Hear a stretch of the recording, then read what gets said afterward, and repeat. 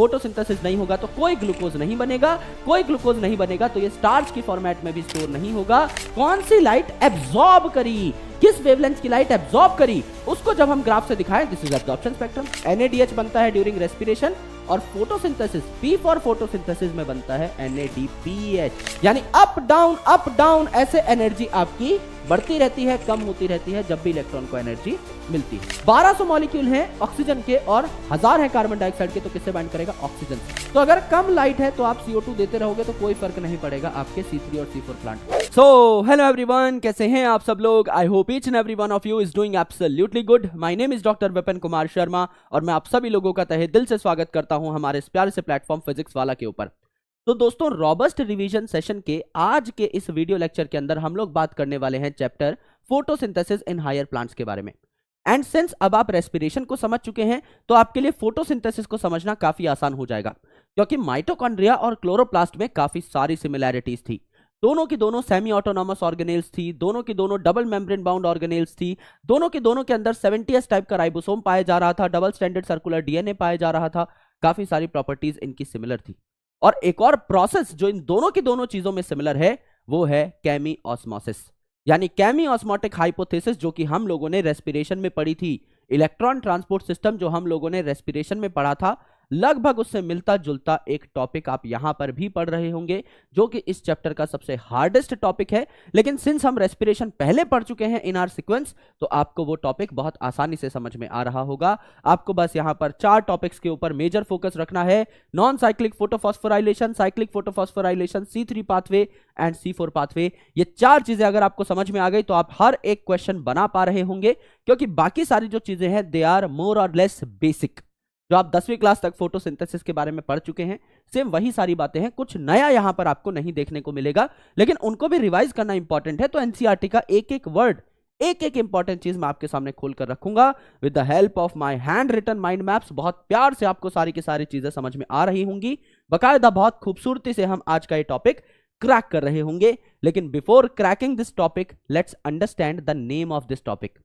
जब भी हम किसी चैप्टर को शुरू करते हैं, हम हमेशा उस चैप्टर के नाम को समझने की कोशिश करते हैं। यहां पर नाम क्या कहता है? Photosynthesis in higher plants. Higher plant के अंदर कोई प्रोसेस हो रहा है। हायर प्लांट मतलब एडवांस प्लांट, यानी जिम्नोस्पर्म एंजियोस्पर्म की आप बात कर रहे हैं। लोअर प्लांट्स में भी ये फोटोसिंथेसिस का प्रोसेस होता है, लेकिन आप हायर प्लांट लेंगे तो आपको ज्यादा एडवांस तरीके से चीजें समझ में आ रही होंगी, तो इसलिए हायर प्लांट लिखा है। बाकी दुनिया के लगभग सारे प्लांट्स के अंदर ही फोटोसिंथेसिस देखने को मिलता है। Now the main term is photosynthesis. Photo का मतलब क्या होता है? Photo is a word which is related to light, क्योंकि कहा जाता है जो लाइट है इसका ड्यूअल नेचर होता है, wave nature and particle nature, और इसके पार्टिकल्स को फोटोन कहा जाता है। मैं बहुत आसान तरीके से आपको समझाने की कोशिश कर रहा हूं। तो जो लाइट का फोटोन है वहीं से वर्ड चुराया गया है फोटो, यानी आपको इतना डिटेल में नहीं जाना है। This is not a physics class. यहां पर आपको सिर्फ इतना समझना है कि फोटो का मतलब होता है लाइट, और सिंथेसिस का मतलब क्या होता है? सिंथेसिस का मतलब होता है बनाना, यानी तैयार करना। तो आप लाइट एनर्जी को इस्तेमाल करके क्या तैयार कर रहे हैं? प्लांट जो हैं वो प्रोड्यूसर्स होते हैं, they are autotrophic in nature. तो क्या तैयार करेंगे? खाना तैयार करेंगे। यानी जब आप लाइट एनर्जी को केमिकल एनर्जी में तैयार कर देते हैं, कन्वर्ट कर देते हैं, that is basically called as photosynthesis. ये दिखने में बहुत सिंपल सी चीज है। लाइट एनर्जी आई, केमिकल एनर्जी बन गई, ग्लूकोज बन गया। लेकिन क्या ये इतना सिंपल प्रोसेस है? नहीं, बहुत सारे इसके अंदर स्टेप्स हैं। उस एक एक स्टेप को हम लोग डिकोड करते हुए चलेंगे, समझते हुए चलेंगे। तो फोटोसिंथेसिस जो है ये स्टार्ट कहां से होती है? सनलाइट से, क्योंकि नाम ही है फोटोसिंथेसिस। तो फोटो तो सबसे इंपॉर्टेंट कंपोनेंट है, यानी सनलाइट तो सबसे इंपॉर्टेंट कंपोनेंट है। ये सनलाइट पूरी दुनिया को एनर्जी देती है, वो भी फ्री में। इसीलिए इसे कहा जाता है क्या? इसीलिए कहा जाता है अल्टीमेट सोर्स ऑफ एनर्जी। जब आप इकोलॉजी पढ़ते हैं ना 12th क्लास में, तो भी वहां पर आपको बताया जाता है कि सोलर इनपुट जो है, सूरज से हमको जो एनर्जी मिलती है, सूरज से हमारे पास जो किरणें आती हैं इस अर्थ पर, वही अल्टीमेट सोर्स ऑफ एनर्जी है, फ्री सोर्स ऑफ एनर्जी है। अब इस एनर्जी को कैप्चर कौन कर लेते हैं? ऑटोट्रॉफ्स। ऑटोट्रॉफ्स मतलब जो खुद का खाना खुद बनाते हैं। तो इस लाइट एनर्जी को कैप्चर करके ये प्लांट खाना बनाने लगते हैं। फिर इस हरे भरे प्लांट को कौन खा लेता है? हर्बीवोर। नाम में ही हर्ब आ रहा है, यानी ये प्लांट खाता है, वेजिटेरियन एनिमल है। यानी कि अगर आप बकरी की बात करें तो क्या कर लेती है, घास को खा लेती है। तो घास की जो एनर्जी थी वो डायरेक्टली कहां चली गई, बकरी में चली गई, तो it is the direct dependence. लेकिन समझ लीजिए इसके पीछे खड़ा है शेर, जो कि कार्निवोर है, शाकाहारी नहीं है, मांसाहारी है। तो मेरे दोस्त ये जो प्लांट की एनर्जी थी ये बकरी में गई और बकरी की एनर्जी जो है शेर में गई। तो शेर में किसकी एनर्जी गई, प्लांट वाली तो एनर्जी ट्रांसफर हो रही है ना, प्लांट से बकरी में और उसके बाद शेर में। तो प्लांट वाली एनर्जी आप कह सकते हैं कि इनडायरेक्टली जाती है, बकरी के थ्रू होती हुई जाती है शेर में, और प्लांट वाली एनर्जी डायरेक्टली चली जाती है बकरी में। तो बकरी जो है प्लांट पर डायरेक्टली डिपेंड करती है, जबकि शेर प्लांट पर इनडायरेक्टली डिपेंड करता है। अगर आप इक्वेशन देखें तो रेस्पिरेशन से उल्टी इक्वेशन है। रेस्पिरेशन में हम ग्लूकोज को तोड़ रहे थे ऑक्सीजन की मदद से, यानी हम ग्लूकोज में ऑक्सीजन डाल रहे थे, ऑक्सीजन लगा रहे थे, और इस 6 कार्बन के ग्लूकोज के 6 छोटे छोटे टुकड़े हो रहे थे, 6 CO2 रिलीज हो रहे थे। यहां हम क्या कर रहे हैं, उल्टा कर रहे हैं, हमको खाना बनाना है। तो यहां हम 6 छोटे छोटे CO2 को जोड़ जाड़ कर क्या करते हैं, एक ग्लूकोज मॉलिक्यूल तैयार करते हैं। तो हमने कार्बन डाइऑक्साइड और वाटर ले लिया, यहां पर है sunlight which is the ultimate source of energy, और कुछ पिगमेंट हैं जैसे क्लोरोफिल जो इस सनलाइट को एब्जॉर्ब करने का काम करते हैं। तो सनलाइट एब्जॉर्ब हो गई तो बन गया आपका ग्लूकोज, यानी आपका फूड बन गया, और साथ में निकलेगा ऑक्सीजन। यानी 2 सबसे इंपॉर्टेंट चीजें जो है एनिमल के लिए, एनिमल खुद का खाना खुद नहीं बना सकता, इसको प्लांट से खाना भी चाहिए। और वातावरण से जो हम ऑक्सीजन लेते हैं वो भी कौन रिलीज करता है, प्लांट्स ही रिलीज करते हैं via the process of photosynthesis. इसीलिए कहा जाता है फोटोसिंथेसिस का जो प्रोसेस है ये 2 कारणों से सबसे ज्यादा महत्वपूर्ण है, सबसे ज्यादा इंपॉर्टेंट है, क्योंकि इससे पूरी की पूरी दुनिया खाना भी ले पाती है एज वेल एज इससे ऑक्सीजन भी ले पाती है। तो दोनों चीजें आपको देखने को मिलती हैं। तो फोटोसिंथेसिस जो है it is a physico-chemical process, very important term, physico-chemical process. क्योंकि आप आगे पढ़ेंगे, अगली स्लाइड में आपको मैं दिखा रहा हूंगा कि जो आपका फोटोसिंथेसिस है इसमें लाइट रिएक्शंस भी होते हैं, जहां लाइट डायरेक्टली आकर के अपना काम कर रही होती है, तो फिजिकल रिएक्शंस भी होते हैं, कुछ लाइट आकर के पत्तों पे टकराती है, एंड केमिकल रिएक्शंस भी होते हैं, जैसे कि ये CO2 जो है इसका कन्वर्ट हो जाना ग्लूकोज में, तो केमिकल चेंजेस भी होते हैं। That's why it is called as a physico-chemical process and it is an endothermic process. Endothermic process क्यों? जब हम ग्लूकोज को तोड़ रहे थे तो एनर्जी रिलीज हो रही थी, it is an exothermic process. लेकिन अब तो उल्टा है ना, आप कार्बन डाइऑक्साइड मॉलिक्यूल्स को जोड़ जोड़ के ग्लूकोज बना रहे हैं, आप बॉन्ड बना रहे हैं, एनर्जी इन्वेस्ट करनी पड़ेगी। That's why it is called as an endothermic या एंडरगोनिक रिएक्शन, ये आपको देखने को मिलेगा। नाम है फोटोसिंथेसिस, तो लाइट एनर्जी को इस्तेमाल करके आप केमिकल सिंथेसाइज कर रहे हैं, तो लाइट एनर्जी कन्वर्ट हो रही है केमिकल एनर्जी में, ये स्टैंडर्ड डेफिनेशन है। अब मेरे दोस्त कुछ ऐसे एक्सपेरिमेंट हैं जो आप बचपन से पढ़ते हुए आ रहे हैं, उनको मैं आपको इलेबोरेट कर देता हूं। पहला एक्सपेरिमेंट है वेरीगेटेड लीफ एक्सपेरिमेंट, यानी एक जो लीफ है, ये एक प्लांट है, इसकी एक जो लीफ है इसके ऊपर हमने काला कपड़ा ढक दिया या काला पेपर ढक दिया। अगर काला पेपर ढक दिया तो ये मतलब हो गया कि इसके ऊपर लाइट नहीं पड़ रही है, और दूसरा जो पत्ता है वो खुला है, एक्सपोज्ड है। तो मेरे भाई ये जो वेरीगेटेड लीफ है इस पे अगर लाइट ही नहीं पड़ रही तो फोटोसिंथेसिस की मेन रिक्वायरमेंट क्या है, नाम ही है फोटोसिंथेसिस। फोटो यानी लाइट तो पड़नी चाहिए, यहां पर लाइट ही नहीं पड़ रही तो बात खत्म, यहां पर कोई फोटोसिंथेसिस नहीं होगा। फोटोसिंथेसिस नहीं होगा तो कोई ग्लूकोज नहीं बनेगा, कोई ग्लूकोज नहीं बनेगा तो ये स्टार्च की फॉर्मेट में भी स्टोर नहीं होगा, तो स्टार्च टेस्ट नेगेटिव आएगा। यानी स्टार्च टेस्ट आप बचपन में करते थे ना, आलू के ऊपर आलू काटा, आलू के ऊपर आयोडीन सोल्यूशन डाल दिया तो वो आलू डीप ब्लू या ब्लैक हो जाता था, गाढ़ा नीला या काले कलर का हो जाता था, जिससे पता लगता है हमको कि वहां पर स्टार्च प्रेजेंट है। आप यहां पे डालोगे आयोडीन सोल्यूशन, कोई गाढ़ा नीला कलर देखने को नहीं मिलेगा, कोई काला कलर देखने को नहीं मिलेगा, यहां पर स्टार्च है ही नहीं, क्योंकि यहां फोटोसिंथेसिस हुई ही नहीं है। दूसरी इंपॉर्टेंट चीज, यहां पर पत्ता है खुला खुला, पत्ता अगर खुला खुला है तो लाइट आ रही है, लाइट आ रही है, फोटोसिंथेसिस हो रही है, फोटोसिंथेसिस हो रही है, ग्लूकोज बन रहा है, ग्लूकोज बन रहा है, स्टार्च की फॉर्मेट में स्टोर हो रहा है, तो स्टार्च टेस्ट पॉजिटिव आ जाएगा। This is variegated leaf experiment. एक लीफ वेरीगेटेड है यानी कवर्ड है, दूसरा खुला खुला है, एक्सपोज्ड है। दूसरा जो एक्सपेरिमेंट है वो है मॉल साहब का half leaf experiment.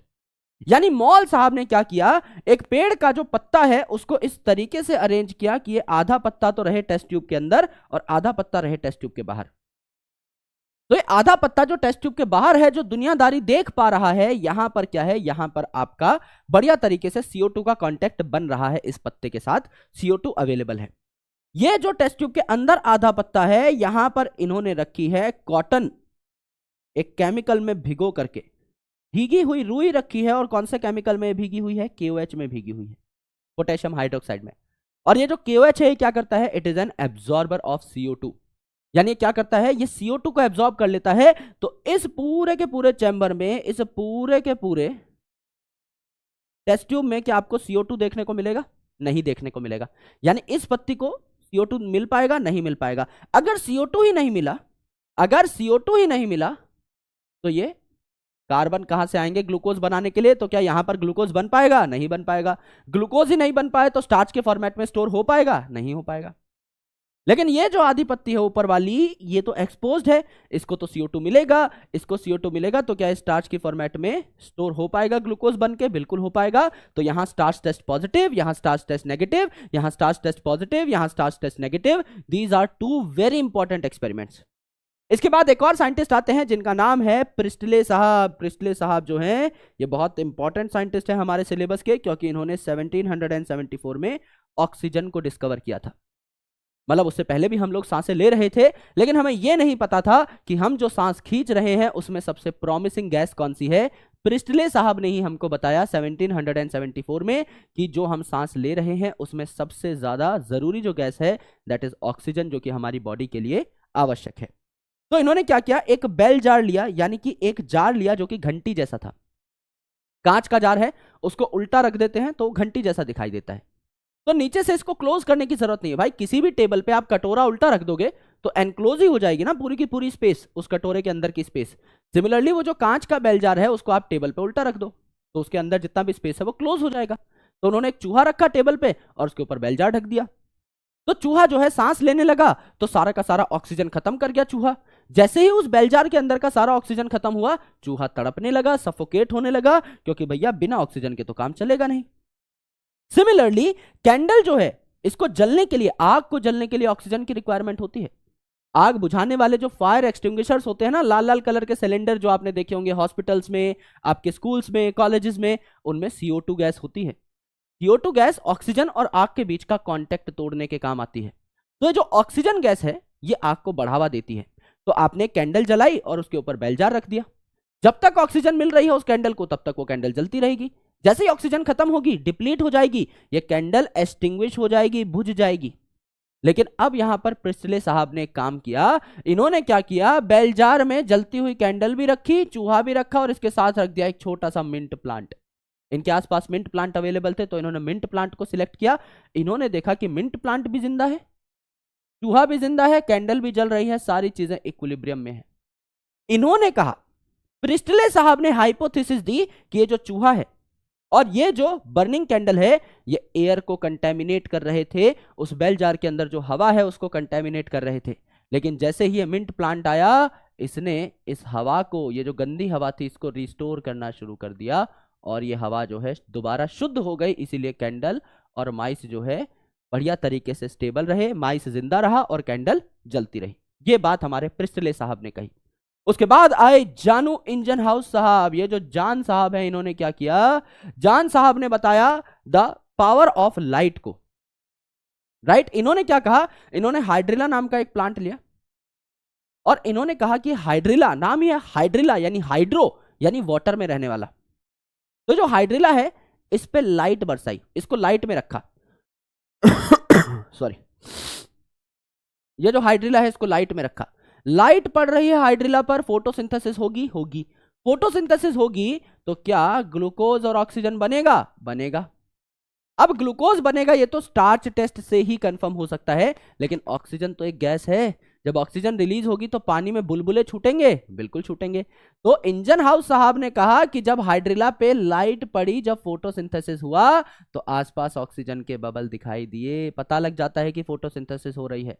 And hydrilla को जब डार्क में रखा तो उस टाइम पर ऑक्सीजन के बबल नहीं दिखाई दिए। इसका मतलब हमको पता लग गया कि जब डार्क में रखा जाता है किसी प्लांट को तो फोटोसिंथेसिस नहीं होती, फोटोसिंथेसिस नहीं होती तो खाना नहीं बनता, ऑक्सीजन नहीं बनता, इसीलिए कोई बबल दिखाई नहीं दिए। ये बात इंजन हाउस साहब ने कही।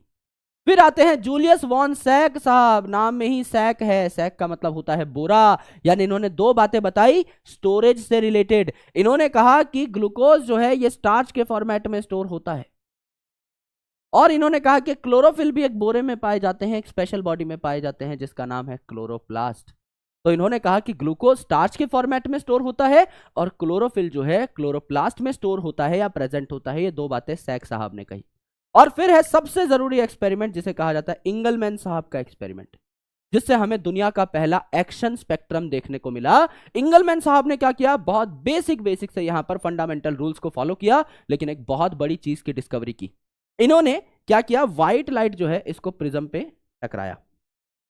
अगर व्हाइट लाइट प्रिज्म पे टकराएगी तो क्या ये व्हाइट लाइट इंद्रधनुष में टूट जाएगी, स्पेक्ट्रल कंपोनेंट्स में टूट जाएगी, विबग्योर में टूट जाएगी? बिल्कुल टूट जाएगी सर। यहां पर आ जाएगा वॉयलेट, यहां आ जाएगा Indigo, blue, green, yellow, orange, red. क्या अलग अलग लाइट्स है? यस।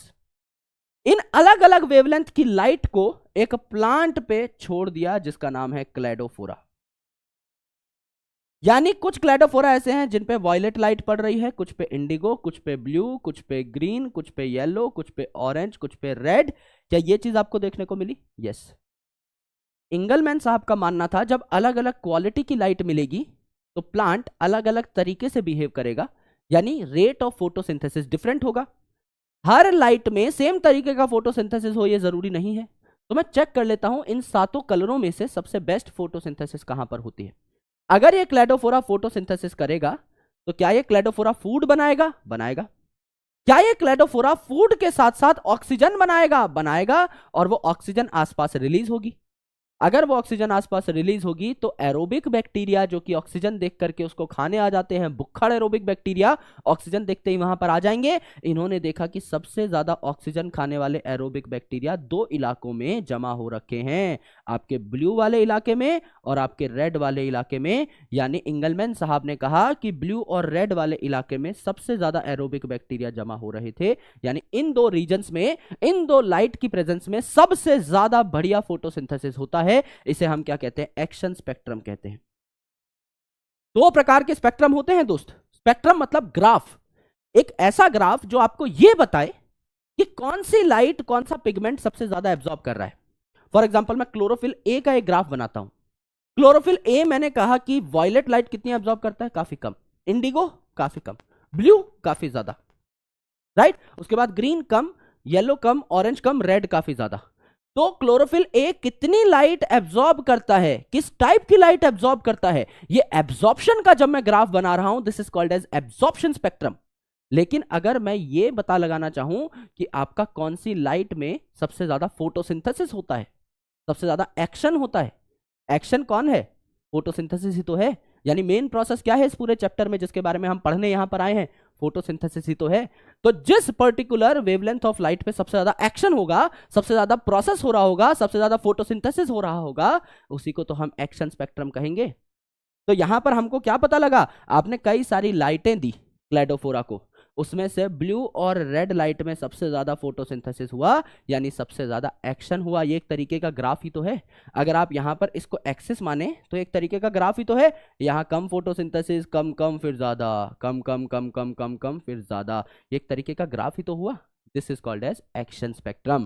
पहला एक्शन स्पेक्ट्रम हमको इंगलमैन साहब ने दिया। अब यहां पर पहुंचे हैं तो यही बातें पहले डिस्कस कर लेते हैं, राइट। तो एब्जॉर्प्शन स्पेक्ट्रम क्या है? यहां पर देखिए कि किस पर्टिकुलर पिगमेंट ने कौन सी लाइट एब्जॉर्ब करी, किस वेवलेंथ की लाइट एब्जॉर्ब करी, उसको जब हम ग्राफ से दिखाएं, this is absorption spectrum. For example यहां पर आपको दिखा हुआ है क्लोरोफिल ए। ये क्लोरोफिल ए है, ये इतनी लाइट एब्जॉर्ब कर रहा है।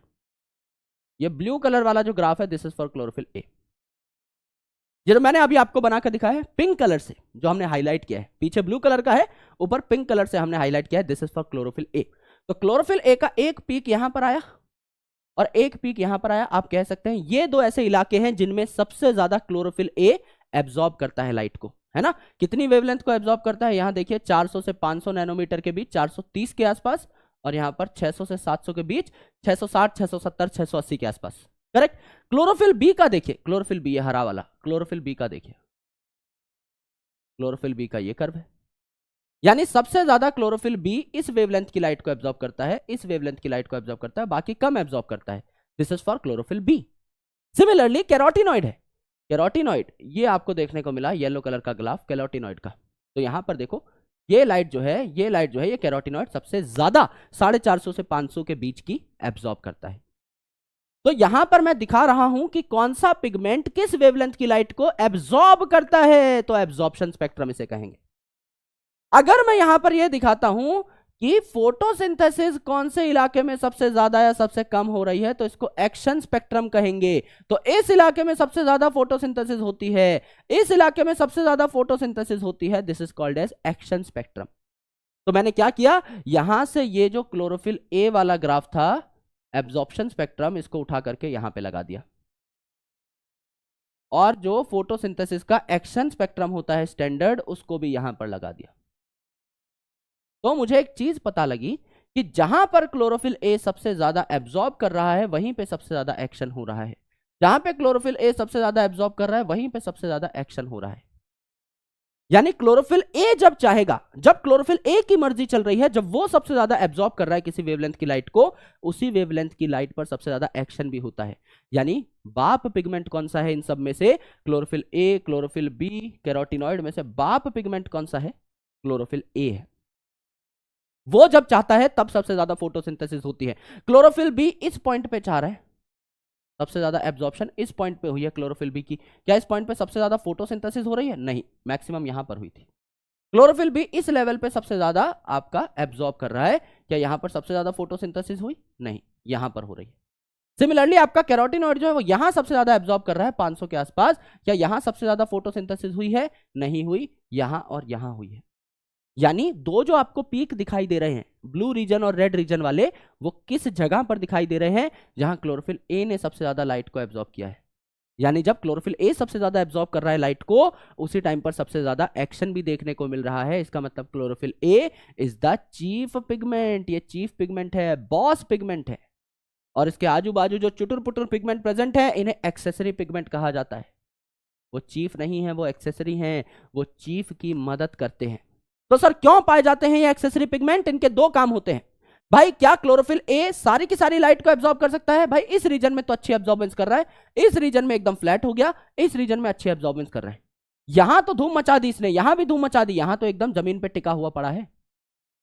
तो भाई ये जो लाइट है इसको भी तो एब्जॉर्ब करना जरूरी है। जहां पे क्लोरोफिल ए कुछ काम नहीं कर पा रहा, वहां पे क्लोरोफिल बी कर लेगा, है ना, वहां पे आपका कैरोटिनॉइड कर लेगा, वहां ज़ैंथोफिल कर लेगा। तो जो इलाका लाइट का छूट जाता है क्लोरोफिल ए से, उस लाइट के रीजन को कौन एब्जॉर्ब कर लेते हैं? Accessory pigment, chlorophyll B, carotenoid, xanthophyll.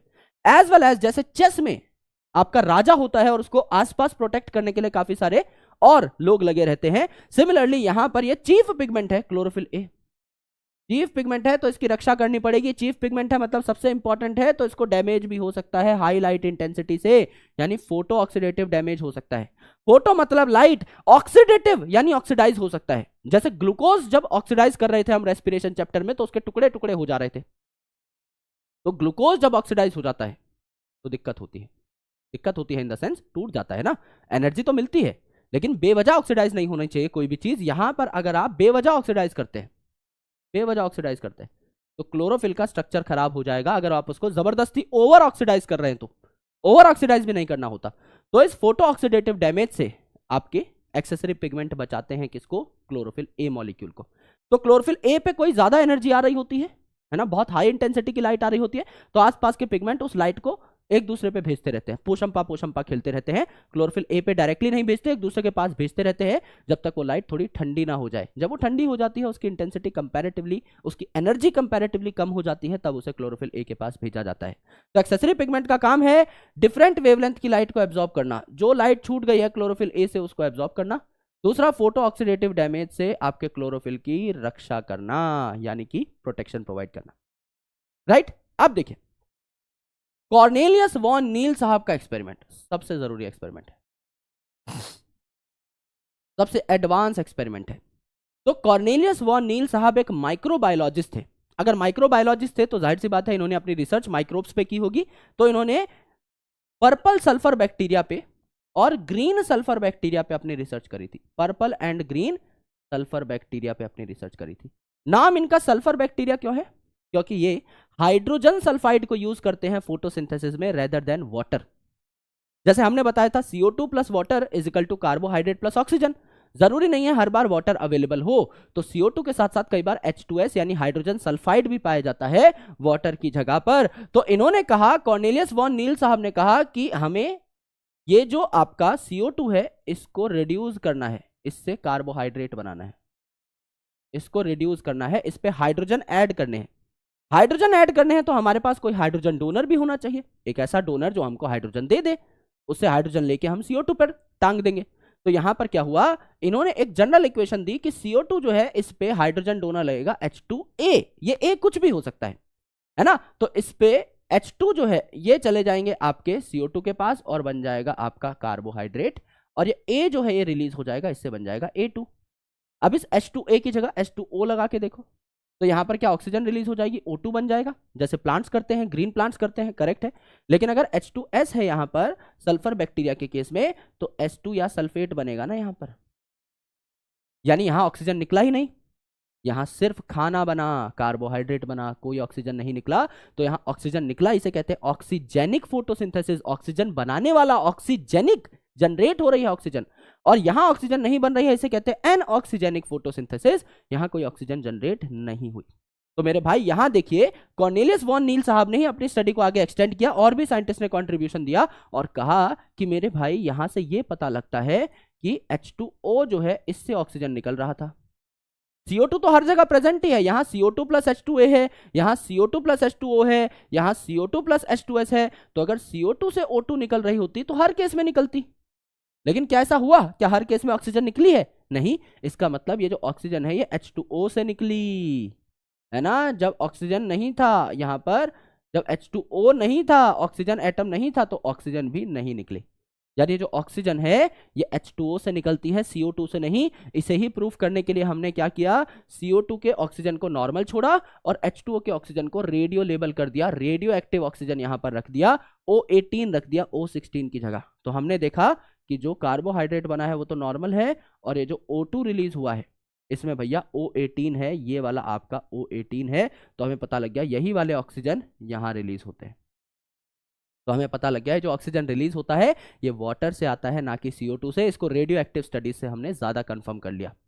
अब मेरे दोस्त, हम लोगों को पता करना है साइट ऑफ फोटोसिंथेसिस के बारे में एंड स्टेप्स ऑफ फोटोसिंथेसिस के बारे में। तो साइट ऑफ फोटोसिंथेसिस तो आप सेल चैप्टर में अच्छे तरीके से पढ़ चुके हैं कि जो भी एक प्लांट के ग्रीन पार्ट्स हैं उनमें आपको क्या देखने को मिलते हैं, क्लोरोप्लास्ट। और क्लोरोप्लास्ट जो है, उन क्लोरोप्लास्ट में आपको क्या देखने को मिलते हैं, बेसिकली पिगमेंट्स देखने को मिलते हैं। तो अगर मैं पूरी अरेंजमेंट बताऊं तो एक पत्ती है, पत्ती में देखने को मिलेंगे गोल मटोल मीजोफिल सेल्स जो कि उसका ग्राउंड टिश्यू बनाते हैं, और मीजोफिल सेल के बाउंड्रीज पे लगे रहते हैं क्लोरोप्लास्ट, जिससे उन पे बढ़िया लाइट आ सके, बाहर की साइड लगे रहते हैं क्लोरोप्लास्ट। तो एक मीजोफिल सेल में 20 से 40 क्लोरोप्लास्ट होते हैं, और क्लोरोप्लास्ट के अंदर पिगमेंट भरे हुए होते हैं जो लाइट को एब्जॉर्ब करते हैं। तो ग्रीन प्लांट पार्ट्स में है मीजोफिल सेल, और हर मीजोफिल सेल्स में है काफी सारे क्लोरोप्लास्ट।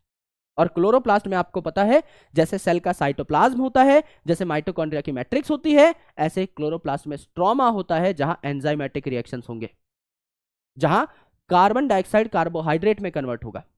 और यहां पर छोटे छोटे सिक्कों जैसी मेम्ब्रेन्स भी हैं जिनको कहा जाता है थाइलाकॉइड मेम्ब्रेन्स।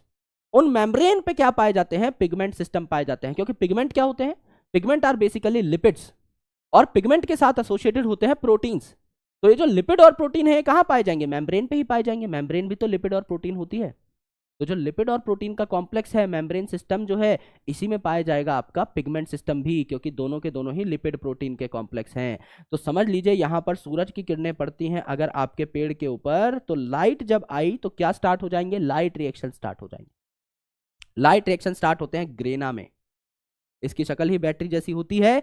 ग्रेना जो है इस पे पिगमेंट सिस्टम अवेलेबल है, तो पिगमेंट ही तो लाइट को एब्जॉर्ब करेगा, तो लाइट रिएक्शन ग्रेना में स्टार्ट हो जाएंगे, है ना। और यहां पर दो चीजें बनेंगी, ATP और NADPH। अब रेस्पिरेशन में आपने NADH सुना है, यहां NADPH है, P for photosynthesis, P for NADPH हो जाएगा, यहां पर P शब्द ऐड हो रहा है।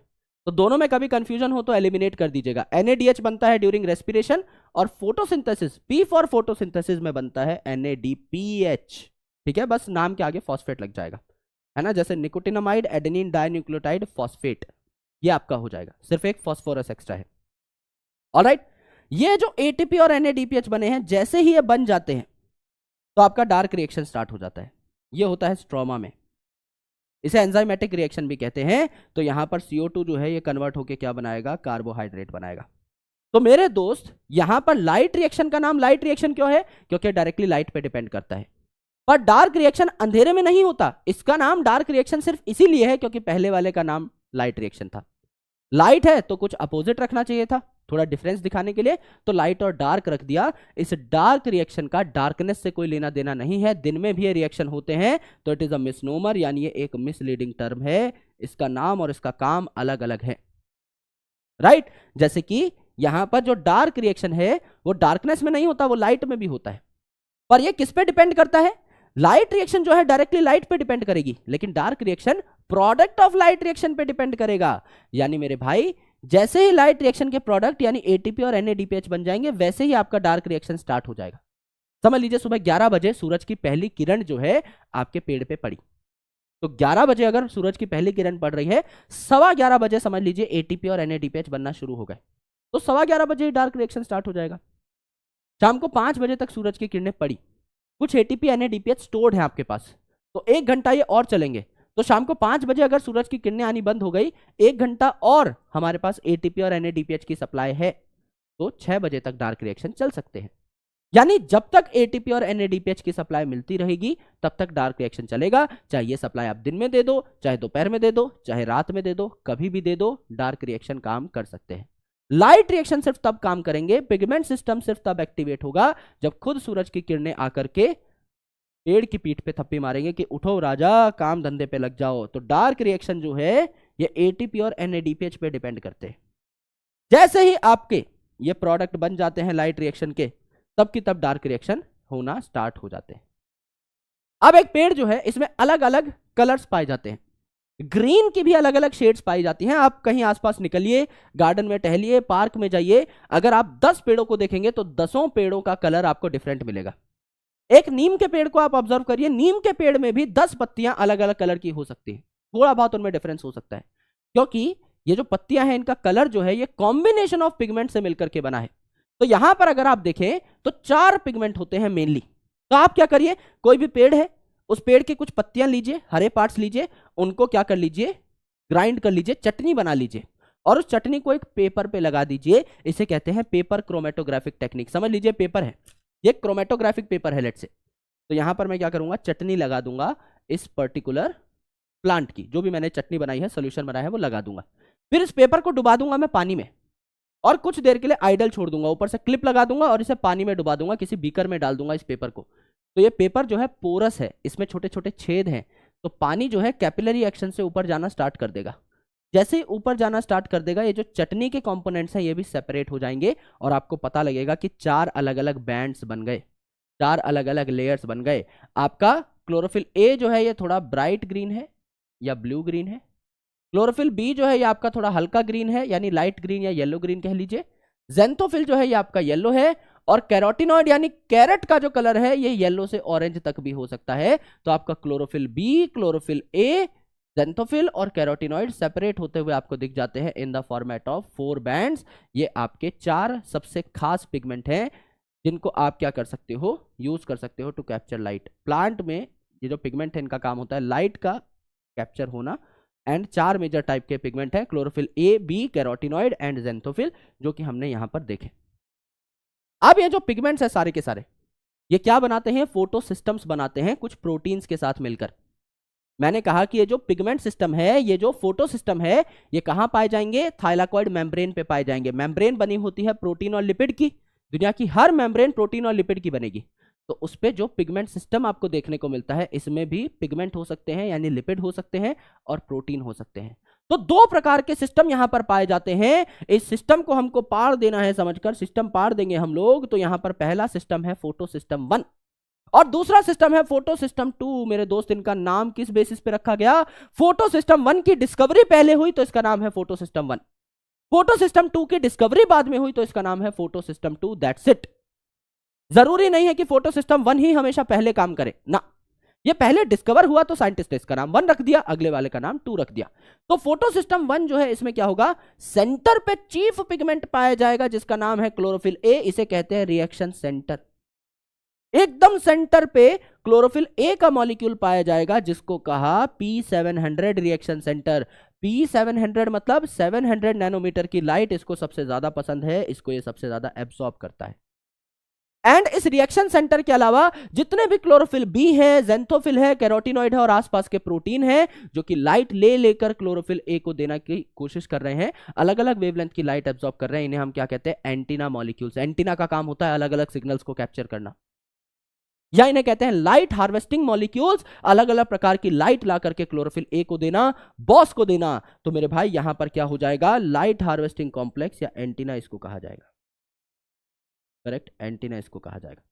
इसमें hundreds of pigments and proteins आपको देखने को मिलते हैं, इसे हम क्या कहते हैं, एंटीना मॉलिक्यूल्स कहते हैं। तो सेंटर पे क्लोरोफिल ए, इसके अलावा जितने भी आपके आसपास के और एक्सेसरी पिगमेंट्स हैं और प्रोटीन्स हैं उनको एंटीना मॉलिक्यूल हमने कह दिया। सिमिलरली फोटो सिस्टम 2 जो है इस पे भी सेंटर पे रिएक्शन सेंटर पाया जाएगा, यानी क्लोरोफिल ए मॉलिक्यूल पाया जाएगा, लेकिन इसकी जो एब्जॉर्बेंस कैपेसिटी है वो है 680 नैनोमीटर। तो ये 680 नैनोमीटर में सबसे ज्यादा एब्जॉर्बेंस दिखाएगा, पीक एब्जॉर्प्शन दिखाएगा 680 नैनोमीटर की लाइट की। और इसके आसपास भी 100 पिगमेंट और प्रोटीन्स पाए जाएंगे, इसे भी लाइट हार्वेस्टिंग कॉम्प्लेक्स या एंटीना कॉम्प्लेक्स कहा जाएगा। यानी फर्क क्या है, यहां पर जो रिएक्शन सेंटर है यह है P700, 700 नैनोमीटर की लाइट एब्जॉर्ब करेगा, यहां जो रिएक्शन सेंटर है यह है P680, 680 नैनोमीटर की लाइट एब्जॉर्ब करेगा। तो फोटो सिस्टम 1 पहले डिस्कवर हुआ है, इसीलिए इसका नाम फोटो सिस्टम 1 है। लेकिन काम कौन करता है पहले, फोटो सिस्टम 2 पहले पार्टिसिपेट करता है आपके प्रोसेस में, आपके लाइट रिएक्शन में। कैसे पार्टिसिपेट करेगा ये आपको 2 मिनट में समझ में आएगा। तो अब क्या है, अब हम समझेंगे लाइट रिएक्शन को। तो लाइट रिएक्शन में 4 स्टेप है मेरे भाई, आराम से समझने की कोशिश करिए, बहुत बेसिक चीज है, एकदम टिप्स पे हो जाएगी। लाइट रिएक्शन में मेन चीज क्या हो सकती है, तो लाइट रिएक्शन लाइट पे डिपेंड करता है, नाम से ही पता लग रहा है। तो सबसे पहले क्या करेगा, लाइट का एब्जॉर्प्शन करेगा, लाइट का एब्जॉर्प्शन करेगा, सनलाइट का एब्जॉर्प्शन करेगा। तो क्या पहला काम हो जाएगा लाइट को एब्जॉर्ब करना। दूसरी इंपॉर्टेंट चीज, फोटोसिंथेसिस में 2 चीजें निकलती हैं, एक खाना बनता है, एक ऑक्सीजन निकलता है। खाना बनेगा डार्क रिएक्शन में, तो ऑक्सीजन निकलेगा लाइट रिएक्शन में। ऑक्सीजन कहां से निकल रहा था, अभी कॉर्नेलियस वॉन नील साहब का एक्सपेरिमेंट मैंने आपको बताया। ऑक्सीजन निकलता है वाटर से, यानी वाटर टूटेगा तो ऑक्सीजन निकलेगा। अगर यहां पर ऑक्सीजन निकल रहा है, अगर यहां पर ऑक्सीजन इवॉल्व हो रहा है, तो उससे पहले वाटर स्प्लिट हुआ होगा। ये जो वाटर है ये मैंगनीज और क्लोरीन आयन की प्रेजेंस में स्प्लिट होता है। तो वाटर अगर यहां पर है तो 2H2 अगर मैंने लिखा है तो 4 हाइड्रोजन है यहाँ पे, तो 4 हाइड्रोजन में 4 प्रोटॉन 4 इलेक्ट्रॉन, और O2 आपको यहां पर देखने को मिला, यानी ऑक्सीजन भी रिलीज हो गया एंड इसके साथ साथ इलेक्ट्रॉन प्रोटॉन भी आपको देखने को मिले। एंड ATP और NADPH भी यहां पर बनते हैं। क्यों ATP और NADPH इसीलिए बनते हैं क्योंकि जब ये ATP और NADPH मिलेंगे हमें, तभी तो डार्क रिएक्शन स्टार्ट होंगे। डार्क रिएक्शन किस पे डिपेंड करते हैं, प्रोडक्ट्स ऑफ लाइट रिएक्शन पे, यानी ATP और NADPH पे। अगर ATP और NADPH नहीं है तो डार्क रिएक्शन स्टार्ट ही नहीं हो पाएंगे। तो पहली सबसे इंपॉर्टेंट चीज, लाइट रिएक्शन है तो लाइट का एब्जॉर्प्शन होगा। दूसरा, ऑक्सीजन निकालना है तो वाटर स्प्लिट होगा, वाटर स्प्लिट होगा तो ऑक्सीजन निकल जाएगा। और चौथा आपका ATP और NADPH बनेंगे। सिंपल चारों प्रोसेस याद करने की जरूरत नहीं है। अब यहां देखिए क्या हुआ, ये जो सन महाराज हैं, इन्होंने 680 नैनोमीटर की लाइट छोड़ी इस वाले कॉम्प्लेक्स पे, इसे हमने क्या कहा, P680, यानी यहां पर फोटो सिस्टम 2 है। ये जो फोटो सिस्टम 2 है, इस पे अगर लाइट की एनर्जी आई तो लाइट एनर्जी से इलेक्ट्रॉन जो है हायर ऑर्बिट में चला जाएगा, एक्साइटेड स्टेट में चला जाएगा, बिल्कुल। तो यहां से इलेक्ट्रॉन उड़ करके ऊपर हायर ऑर्बिट पे चला गया, इलेक्ट्रॉन एक्सेप्टर के पास। यानी कोई है ऊपर जो इलेक्ट्रॉन को देख करके उसको ऊपर के ऊपर ही रख लेता है, नीचे नहीं आने देता। तो ऊपर के ऊपर इलेक्ट्रॉन आपका चला गया। फिर इलेक्ट्रॉन जो है, जैसा हमने रेस्पिरेशन में पढ़ा था, साइटोक्रोम्स पाए जाते हैं as an electron carrier. Iron और कॉपर के मॉलिक्यूल्स पाए जाते हैं एज एन इलेक्ट्रॉन कैरियर। तो यहां पर कई सारे साइटोक्रोम हैं। इस इलेक्ट्रॉन एक्सेप्टर से ये वाला जो है इलेक्ट्रॉन को खींच लेगा, इस पे ज्यादा ताकत है इलेक्ट्रॉन खींचने की। इस वाले से ये वाला इलेक्ट्रॉन खींच लेगा, इस पे ज्यादा ताकत है। इस वाले से ये वाला इलेक्ट्रॉन खींच लेगा, इस पे ज्यादा ताकत है।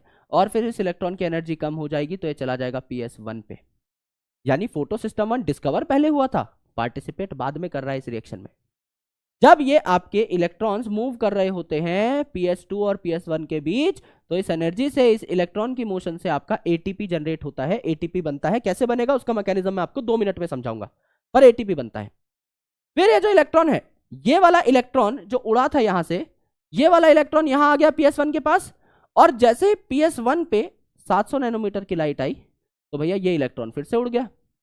यानी PS1 पे एक इलेक्ट्रॉन आया और एक इलेक्ट्रॉन यहां से गया, तो इसको कोई नुकसान, कोई फायदा नहीं है। एक इलेक्ट्रॉन आया, एक इलेक्ट्रॉन चला गया, तो इसको कोई नुकसान फायदा नहीं है। ये इलेक्ट्रॉन आगे जाके चला जाता है आपका फेराडॉक्सिन के पास, और फेराडॉक्सिन NADP रिडक्टेज के पास। नाम है फेराडॉक्सिन NADP रिडक्टेज। NADP को रिड्यूस करने वाला NADP रिडक्टेज, तो NADP को रिड्यूस कर देगा, इस पे हाइड्रोजन जोड़ देगा, तो क्या बन जाएगा मेरे भाई आपके पास? NADPH बन जाएगा। तो NADPH भी बना और आपका क्या बना? ATP भी बना। यहां पर देखिए, अब जो इलेक्ट्रॉन PS2 से उड़ा, वो इलेक्ट्रॉन चला गया PS1 पे, और ये इलेक्ट्रॉन आगे चल के चला गया आपका NADPH बनाने। करेक्ट है जी, एकदम करेक्ट है। यानी यही इलेक्ट्रॉन जो यहां से उड़ा था, ये आगे चला गया, वापस लौट करके नहीं आया। यानी ये कोई साइक्लिक प्रोसेस नहीं है, इलेक्ट्रॉन जो उड़ा वो वापस ही नहीं आया। It is a non cyclic process, इसीलिए इसको क्या कहा जाता है? नॉन साइक्लिक फोटोफॉस्फोराइलेशन कहा जाता है। नॉन साइक्लिक क्यों कहा? क्योंकि इलेक्ट्रॉन वापस नहीं आ रहा। फोटोफॉस्फोराइलेशन क्योंकि लाइट एनर्जी यूज हो रही है, तो फोटो शब्द आया।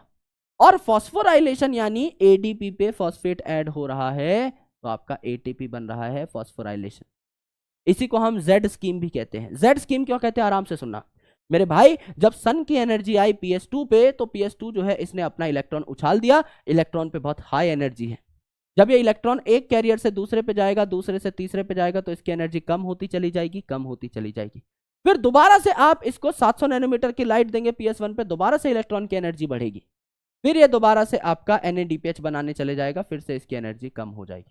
यानी अप डाउन ऐसे एनर्जी आपकी बढ़ती रहती है, कम होती रहती है, जब भी इलेक्ट्रॉन को एनर्जी मिलती है। तो ये एनर्जी का ग्राफ है, यहां एनर्जी लिखा हुआ है।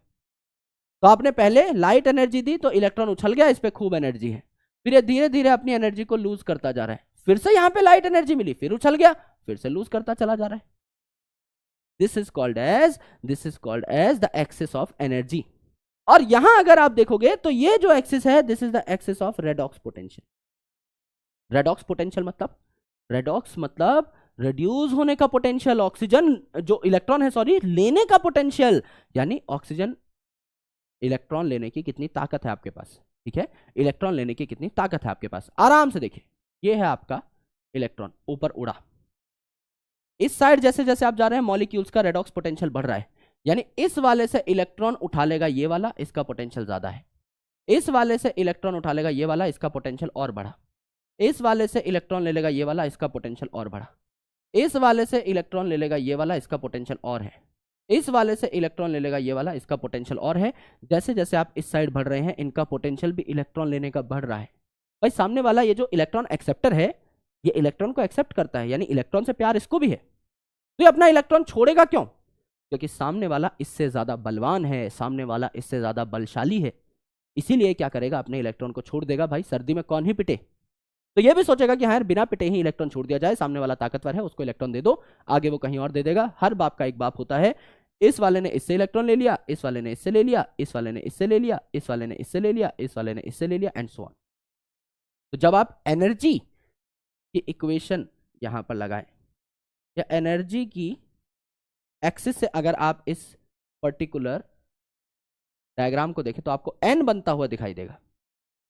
एन बनता हुआ दिखाई देगा। यहां से देखेंगे तो एन दिखाई दे रहा है मुझे। लेकिन जब आप रेडॉक्स पोटेंशियल के स्केल से देखें, तो आपको एक जेड बनता हुआ दिखाई देगा। इसीलिए इसे जेड स्कीम कहा, जेड स्कीम कहा, क्योंकि यहां पर हमें इलेक्ट्रॉन ट्रांसपोर्टर्स के बारे में पढ़ना है। Redox potential is a very important factor for us, ये ज्यादा इंपॉर्टेंट फैक्टर है। तो भैया हम रेडॉक्स पोटेंशियल के स्केल से देखेंगे तो हमें Z बनता हुआ दिखाई देगा। That's why this scheme is called as Z scheme. इसे नॉन साइक्लिक फोटोफॉस्फोराइलेशन कहा जाता है। सर इलेक्ट्रॉन जो PS2 से उड़ा वो तो वापस आया ही नहीं, तो एक लेवल के बाद PS2 भी तो इलेक्ट्रॉन उड़ाने से मना कर देगा? बिल्कुल मना कर देगा। भाई समझ लीजिए PS2 है, इसके पास लाइट एनर्जी आई, इसने इलेक्ट्रॉन उड़ाया, खुशी से हुर्रे इलेक्ट्रॉन उड़ा दिया, मजा आ गया। फिर लाइट आई, फिर इलेक्ट्रॉन उड़ा दिया। अगली बार सोचेगा यार और इलेक्ट्रॉन उड़ाऊंगा तो मेरा स्ट्रक्चर डिस्टॉर्ट हो जाएगा, इलेक्ट्रॉन और प्रोटॉन से ही तो सबका स्ट्रक्चर बना रहता है, यही तो है कंपोनेंट्स एक एटम के, इलेक्ट्रॉन प्रोटॉन न्यूट्रॉन। बेवजह इलेक्ट्रॉन थोड़ी उड़ाते रहोगे तो ये बोलेगा यार मेरे तो काफी इलेक्ट्रॉन उड़ गए, मुझे तो इलेक्ट्रॉन वापस दो। ये बोला भाई आपका इलेक्ट्रॉन तो नहीं है, आपने इस साइड से मुझे इलेक्ट्रॉन दिया, मैंने आगे पहुंचा दिया और वो तो NADPH बनाने में काम आ चुका है, तो आपका इलेक्ट्रॉन तो मेरे पास अब नहीं है। तो यहां पर क्या हो जाएगा, ये जो वाटर मॉलिक्यूल है ये वाटर मॉलिक्यूल टूटेगा PS2 पे, क्योंकि PS1 पे तो एक इलेक्ट्रॉन आ रहा है एक इलेक्ट्रॉन जा रहा है, PS1 को तो कोई खास फर्क नहीं पड़ा। लेकिन ये जो PS2 है ये क्या करेगा, ये इलेक्ट्रॉन को यहां पर सप्लीमेंट करना चाहेगा, तो वाटर टूटेगा, वाटर टूटा तो प्रोटॉन इलेक्ट्रॉन और ऑक्सीजन बना, तो ऑक्सीजन जो बना ये तो रिलीज हो जाएगा, पहला प्रोडक्ट है फोटोसिंथेसिस का ऑक्सीजन, फूड और ऑक्सीजन निकलते हैं, इलेक्ट्रॉन जो है यहां पर चले जाएगा PS2 पे, इसके इलेक्ट्रॉन की कमी पूरी हो जाएगी और प्रोटॉन यहीं पे पड़ा रहेगा अभी के लिए। इसका काम क्या है वो मैं आपको यहां समझाऊंगा, ठीक है। This is non cyclic photophosphorylation. Non cyclic क्योंकि Z स्कीम है, इलेक्ट्रॉन वापस नहीं आ रहे हैं। नॉन साइक्लिक क्या बन रहा है यहाँ पे, ATP बन रही है, NADPH बन रहा है। कौन कौन से सिस्टम्स पार्टिसिपेट कर रहे हैं, फोटो सिस्टम 1 फोटो सिस्टम 2 दोनों पार्टिसिपेट कर रहे हैं, और वाटर भी यहाँ टूट रहा है। ये जो सारी लाइट रिएक्शन की चीजें देखी सारी की सारी यहाँ पर हो रही हैं। This is non cyclic photophosphorylation. दूसरा होता है साइक्लिक फोटोफॉस्फोराइलेशन जो कि स्ट्रोमा लैमेली में होता है। दो ग्रेना को जोड़ने वाली जो बीच की मेम्ब्रेन है इसे स्ट्रोमा लैमेली कहते हैं, यहां ये रिएक्शन होता है। तो समझ लीजिए यहां है सिर्फ PS1 यानी P700, तो 700 नैनोमीटर की लाइट यहां पर पड़ेगी, इलेक्ट्रॉन उछल जाएगा, इलेक्ट्रॉन इलेक्ट्रॉन एक्सेप्टर के पास जाएगा और काफी इलेक्ट्रॉन एक्सेप्टर से होता हुआ ये इलेक्ट्रॉन वापस आ जाएगा। तो एक इलेक्ट्रॉन उड़ा, एक इलेक्ट्रॉन वापस आ गया, इलेक्ट्रॉन की कोई कमी नहीं, तो वाटर स्प्लिटिंग की जरूरत नहीं है। इलेक्ट्रॉन की ट्रांसपोर्टेशन से ATP बन रहा था, तो यहां भी ATP बना, ये इलेक्ट्रॉन NADPH बनाने के लिए नहीं गया, तो कोई NADPH भी नहीं बना। सिर्फ PS1 अवेलेबल है, तो कोई PS2 यहां पर अवेलेबल नहीं है।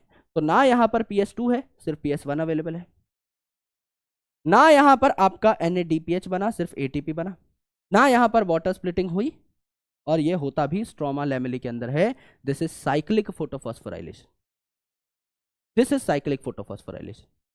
अब देखो मेरे भाई यहां पर ये ATP बनी कैसे, this is the most important point. जैसे हम लोगों ने रेस्पिरेशन में पढ़ा था कि NADH और FADH2 जो है इनसे आपको ATP बनानी है, सिमिलरली यहां पर भी आपको ATP बनानी है, पर बनाओगे कैसे ये मैं आपको समझाने की कोशिश करता हूं। तो अगर क्लोरोप्लास्ट का स्ट्रक्चर देखें तो ये क्या है, ये एक ग्रेना है, ये एक ग्रेना है, इन दोनों को जोड़ने वाली स्ट्रोमा लैमेली है, और ये जो सफेद सफेद पार्ट है ये क्या है आपका स्ट्रोमा है। अब ये जो आपका एक थाइलाकॉइड है, ग्रेना जो है ये एक ऐसा स्ट्रक्चर है जैसे आपने सिक्के के ऊपर और सिक्के सिक्के रख दिए हो, सिक्कों का एक ढेर बना दिया हो, एक इमारत बना दी हो, ऐसा स्ट्रक्चर होता है आपका ग्रेना का। उसमें से एक थाइलाकॉइड यानी एक सिक्का अगर मैं निकाल करके देखूं, सिर्फ एक सिक्का अगर मैं निकाल करके देखूं, तो ये आपके थाइलाकॉइड की मेम्ब्रेन है, ये आपके थाइलाकॉइड का बीच का पार्ट है जिसको ल्यूमन कहा जाता है। मैंने आपको बताया था कि थाइलाकॉइड की मेम्ब्रेन, दुनिया की हर मेम्ब्रेन लिपिड और प्रोटीन की बनी होगी, यस। तो इसी लिपिड और प्रोटीन की मेम्ब्रेन के ऊपर ही हमारा पिगमेंट सिस्टम भी पाया जाएगा, वो भी लिपिड और प्रोटीन का है। पिगमेंट यूजुअली लिपिड है और आपका प्रोटीन वहां पर पाए जा ही रहे हैं लाइट हार्वेस्टिंग कॉम्प्लेक्स में। तो यहां पर क्या है, यहां पर भी आपका पाया जाएगा PS2, यहां पर भी आपका पाया जाएगा PS1। ये फोटो सिस्टम इसी मेम्ब्रेन पे गड़े हुए हैं, करेक्ट है, एकदम करेक्ट है। इनके बीच में है काफी सारे इलेक्ट्रॉन ट्रांसपोर्टर्स। जैसे यहां पर हमने 3 अलग अलग डॉट बनाए थे, इन 3 अलग अलग डॉट का नाम क्या है, सबसे पहले आपका होता है प्लास्टोक्विनोन, जो सबसे पहले इलेक्ट्रॉन लेता है। PS2 का इलेक्ट्रॉन उछलते ही जिसने लपक लिया, यह है प्लास्टोक्विनोन, PQ प्लास्टोक्विनोन। इस मेम्ब्रेन के भी बाहर की साइड थोड़ा सा पाया जाता है प्लास्टोक्विनोन। फिर आपका पाया जाता है साइटोक्रोम B6F, मैंने कहा था साइटोक्रोम की लड़ी लगी रहेगी, यह है साइटोक्रोम B6F। और फिर है प्लास्टोसाइनिन, और ये प्लास्टोसाइनिन फिर इलेक्ट्रॉन दे देता है किसको, PS1 को। फिर PS1 देता है FD यानी फेराडॉक्सिन को, और FNR को यानी फेराडॉक्सिन NADP रिडक्टेस को। तो ये FD और FNR जो है ये भी मेम्ब्रेन की बाहर की साइड लगे रहते हैं। ये जो पानी तोड़ने वाला कॉम्प्लेक्स है, H2O जहां पर टूटता है PS2 वाला, ये H2O तोड़ने वाला कॉम्प्लेक्स मेम्ब्रेन की अंदर की साइड लगा रहता है। अब इन सब से हमको क्या सीखना है सर, इन सब से हमको सीखना है, जैसे रेस्पिरेशन में प्रोटॉन ग्रेडियंट बन रहा था, मेम्ब्रेन की एक साइड ज्यादा प्रोटॉन थे एक साइड कम प्रोटॉन थे, वो सेम प्रोटॉन ग्रेडियंट यहां भी बनता है। सबसे पहली चीज कि पानी जहां भी टूटेगा वहां प्रोटॉन, इलेक्ट्रॉन और ऑक्सीजन बनेंगे। ऑक्सीजन तो गैस है, डिफ्यूज हो सकती है। इलेक्ट्रॉन हमने दे दिया था PS2 को, क्योंकि इसके काफी सारे इलेक्ट्रॉन लूज हो गए थे, लॉस हो गए थे, और प्रोटॉन जो पड़ा है वो इसी जगह जमा हो जाएगा। अगर मैंने कहा पानी तोड़ने वाला कॉम्प्लेक्स अंदर की साइड है, PS2 में अंदर की साइड है, तो यहीं प्रोटॉन, इलेक्ट्रॉन और ऑक्सीजन बनेंगे। तो ये प्रोटॉन क्या यहीं जमा हो गए ल्यूमन में? पहली इंपॉर्टेंट चीज, अंदर प्रोटॉन बढ़े हैं। क्यों? क्योंकि अंदर पानी टूटा है, तो ये वाले प्रोटॉन अंदर की साइड निकले हैं, तो क्या अंदर प्रोटॉन बढ़े? बढ़े, पहला रीजन। दूसरी इंपॉर्टेंट चीज, ये जो आपका FNR है जो NADP से NADPH बनाता है, ये जो आपका FNR है जो NADP से NADPH बनाता है, ये पड़ा है मेम्ब्रेन की बाहर की साइड। अगर NADP से NADPH बन रहा है तो ये H ले रहा है ना, H को जोड़ रहा है NADP से।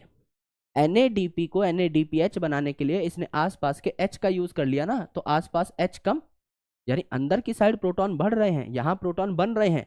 बाहर की साइड जो फ्री प्रोटॉन्स थे वो घटे, क्योंकि बाहर की side FNR enzyme, ferredoxin NADP reductase enzyme बाहर की साइड प्रेजेंट है। तो बाहर फ्री प्रोटॉन कम, अंदर फ्री प्रोटॉन ज्यादा, एक ग्रेडियंट बन रहा है।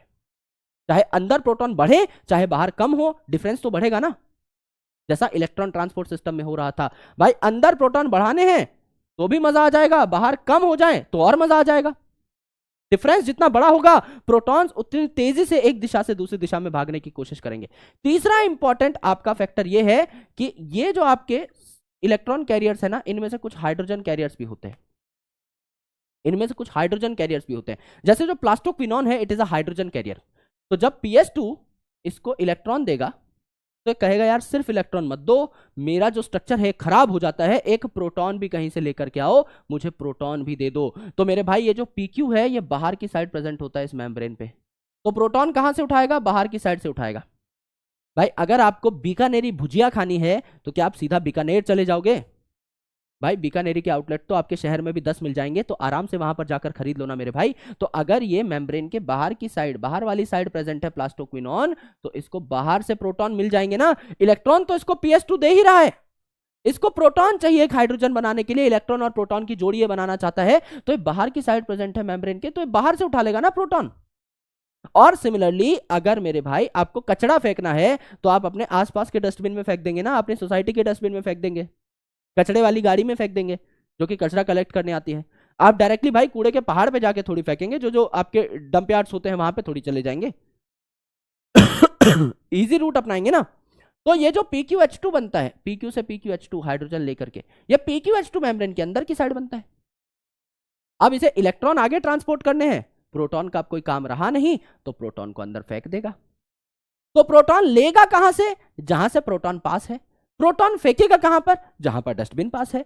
तो यहां से इसने प्रोटॉन लिए, तो क्या प्रोटॉन बाहर कम हो गए स्ट्रोमा में? यस। अंदर की साइड ढकेल दिए तो क्या प्रोटॉन बढ़ गए आपका इसमें थाइलाकॉइड के ल्यूमन में? यस। तो पानी टूटा तो अंदर प्रोटॉन बढ़े, यहां पर आपका डस्टबिन में प्रोटॉन फेंके तो अंदर प्रोटॉन बढ़े, बाहर से प्रोटॉन उठाए तो अंदर बाहर प्रोटॉन घटे, और NADP से NADPH बनाया तो बाहर प्रोटॉन घटे।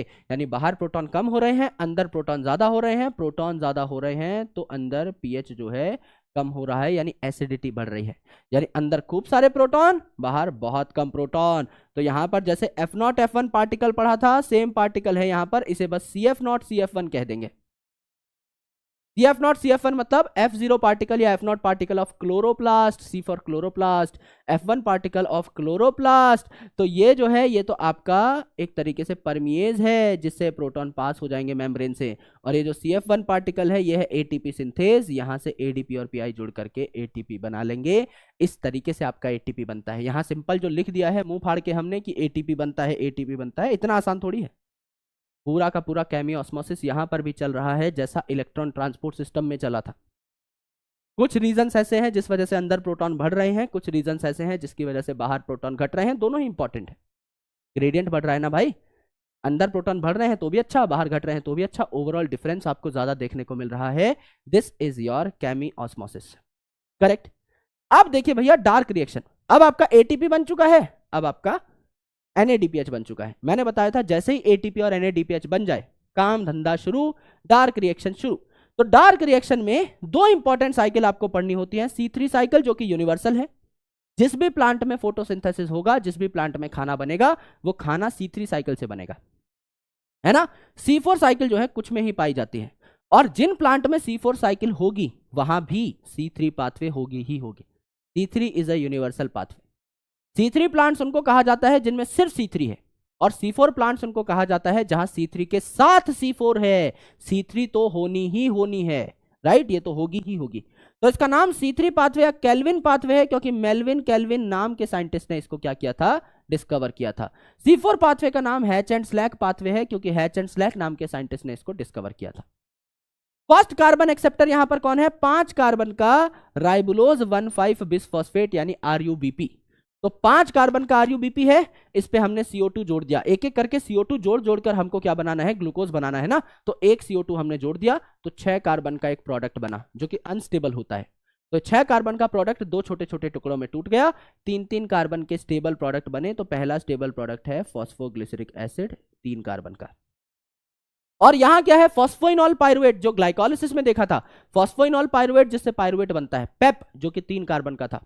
वो जो पेप है ये एक CO2 ले लेता है और 4 कार्बन का पहला प्रोडक्ट बन जाता है ऑक्सैलो एसिटिक एसिड, जो कि हम लोगों ने क्रैब साइकिल में भी देखा था, ये वही प्रोडक्ट है। तो यहां पहला कार्बन एक्सेप्टर 5 कार्बन का है और पहला स्टेबल प्रोडक्ट 3 कार्बन का है। ये कैसे हुआ, पहला जो 6 कार्बन का प्रोडक्ट बना 5 + 1 कार्बन, वो अनस्टेबल था, तो ये 2 स्टेबल प्रोडक्ट में टूट गया। तो पहला स्टेबल प्रोडक्ट 3 कार्बन का था फॉस्फोग्लिसरिक एसिड, और यहां फॉस्फोइनॉल पाइरुवेट 3 कार्बन का था, इस पे 1 कार्बन ऐड किया, तो 4 कार्बन का पहला जो प्रोडक्ट बना वही स्टेबल था, तो 4 कार्बन का ऑक्सैलो एसिटिक एसिड आपको बनता हुआ दिखाई दिया। ये एग्जांपल्स अगर आप देखें, टमाटर, पपाया, ये C3 प्लांट है। मेज, शुगरकेन, सोरगम ये पूछे जाते हैं, तीनों के तीनों याद कर लेना। मक्का है, शुगरकेन है और सोरगम है, ये आपके क्या है, C4 प्लांट्स हैं, और इनका ऑप्टिमम टेम्परेचर भी ज्यादा है। ये जो C4 प्लांट है ज्यादा गर्मी झेल सकते हैं, क्यों झेल सकते हैं उसके बारे में मैं आपसे अभी चर्चा करूंगा 2 मिनट बाद। तो दिस इज केल्विन साइकिल और C3 साइकिल। इस केल्विन साइकिल या C3 साइकिल में 3 स्टेप्स हैं। सबसे पहला स्टेप क्या है, ये जो भैया 5 कार्बन का RUBP है, राइबुलोज बिसफॉस्फेट 5 कार्बन का RUBP है, इस पे CO2 ऐड करना है, एक एक करके CO2 ऐड करते रहने हैं। तो पहला स्टेप क्या हो गया, कार्बोक्सिलेशन। कार्बोक्सिलेशन मतलब कार्बन डाइऑक्साइड ऐड करना। तो सबसे इंपॉर्टेंट स्टेप क्या होगा, कार्बोक्सिलेशन। यस सर, पहला स्टेप है। कार्बन डाइऑक्साइड को ही तो ग्लूकोज में कन्वर्ट करना है, तो सबसे पहला काम यह है, एटमॉस्फेयर से CO2 लेकर के आओ। तो एटमॉस्फेयर से स्टोमेटा खुला और एटमॉस्फेयर से CO2 आपका लीफ के अंदर आ गया, वो RUBP पे बैठ गया, तो 6 कार्बन का अनस्टेबल प्रोडक्ट बना। अनस्टेबल प्रोडक्ट था तो 2 टुकड़ों में टूट गया, 3-3 कार्बन के फॉस्फोग्लिसरिक एसिड आपका बना। This is your carboxylation. दूसरा जो स्टेप है वो है रिडक्शन। भाई CO2 जो है, यहां पर कार्बन पे 2 ऑक्सीजन है, CO2 तो ये तो बहुत ऑक्सीडाइज्ड है। इसको अगर आपको कार्बोहाइड्रेट में कन्वर्ट करना है तो इस पे हाइड्रोजन लगाने हैं, यानी इसको रिड्यूस करना है। तो दूसरी इंपॉर्टेंट चीज है रिडक्शन। रिडक्शन में क्या होता है, एक कार्बन जो आपने लिया है एटमॉस्फेयर से, इसको रिड्यूस करने के लिए 2 ATP और 2 NADPH लगाने पड़ते हैं, जो आपने लाइट रिएक्शन में बनाए थे। इसे कहते हैं रिडक्शन। तो यहां बन जाएगा ट्रायोज फॉस्फेट। ट्रायोज फॉस्फेट बने थे ग्लाइकोलिसिस में, अगर आपको याद हो तो। DHAP और PGL ये वही ट्रायोस फॉस्फेट है। ये जो ट्रायोस फॉस्फेट है आगे चल के आपका उल्टी साइकिल चला करके ग्लूकोज, सुक्रोज या स्टार्च बना सकता है। यानी ये जो आपका 1 कार्बन आपने यहां पर लगाया था, ये आपका 1 कार्बन जो है ये ग्लूकोज बनाने चला गया। फिर दूसरी साइकिल होगी, दूसरा कार्बन आएगा, यहां 2 कार्बन इकट्ठे हो जाएंगे। तीसरी साइकिल, तीसरा कार्बन आएगा, 3 कार्बन इकट्ठे हो जाएंगे। चौथी साइकिल 4 कार्बन इकट्ठे, पांचवी साइकिल 5 कार्बन इकट्ठे, छठी साइकिल 6 कार्बन इकट्ठे। यानी 6 बार जब आप इस चक्की को चलाएंगे तो एक एक करके 6 कार्बन मॉलिक्यूल्स आपके यहां पर आ जाएंगे, एक ग्लूकोज बन जाएगा। 12 बार चलाएंगे 12 कार्बन आ जाएंगे, एक सुक्रोज बन जाएगा। 1000 बार चलाएंगे 1000 मॉलिक्यूल्स आ जाएंगे CO2 के, तो 1000 कार्बन का कार्बोहाइड्रेट तैयार हो जाएगा। तो आप सिर्फ अभी 1 कार्बन की बात कर रहे हैं, 1 कार्बन की बात कर रहे हैं, ठीक है। रिडक्शन हुई। फिर क्या हुआ भाई, CO2 तो आपने यहां भेज दिया सुक्रोज, स्टार्च या ग्लूकोज बनाने के लिए। बचे हुए जो 5 कार्बन थे RUBP, इसको वापस भेज दो दोबारा CO2 के साथ बाइंड करने के लिए। तो it is called as regeneration. RUBP को रीजनरेट करो। इस रीजनरेशन में 1 ATP और लगता है। यानी टोटल 3 स्टेप है। सबसे पहले कार्बन डाइऑक्साइड ऐड करो RUBP पे, तो आपका 6 कार्बन का अनस्टेबल प्रोडक्ट बना, 3-3 कार्बन के स्टेबल प्रोडक्ट में टूट गया। This is carboxylation. कोई एनर्जी यहां नहीं लगती। इस 3 कार्बन के स्टेबल प्रोडक्ट को हम लोग क्या करेंगे, हम लोग आगे कन्वर्ट करेंगे इनटू ग्लूकोज, यानी इसको रिड्यूस करेंगे। रिडक्शन में 1 कार्बन के लिए 2 ATP और 2 NADPH लगते हैं। फिर कार्बन को भेज दिया ग्लूकोज बनाने और RuBP को रीजनरेट कर लिया। इस रीजनरेशन में एक ATP और लगती है, तो एक कार्बन के लिए 2 ATP प्लस 1 ATP 3 ATP लगी और 2 NADPH लगे। तो अगर मुझे एक ग्लूकोज बनाना है 6 कार्बन के लिए मैं क्या करूंगा, 3 × 6 यानी 18 ATP लगेंगी और 6 × 2 यानी 12 NADPH लगेंगे।